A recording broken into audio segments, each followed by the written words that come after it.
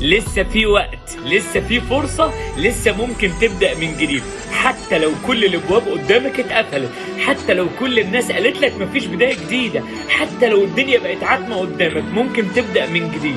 كل اللي عليك ان انت تعمله انك تقول بسم الله الرحمن الرحيم وانت بتبدأ من جديد. لا تكرر غلطاتك تاني، ولا تثق في حد بسرعة، ولا تستعجل على النتائج اللي بتقابلك، لان اهم نتيجة انت هتبقى وصلت لها ان انت قررت ان انت تبدأ. لان في الوقت ده في مليون واحد قال الوقت خلص، في مليون واحد قال مفيش فرصة، في مليون واحد يئس، وقف قدام الباب لقاه مقفول يئس. لا، انت ممكن تبدأ في علاقة جديدة، تبدأ في شغل جديد، تبدأ في حاجة يا جدع جديدة. انت لسه ممكن تبدأ، لسه النفس فيك وما متش.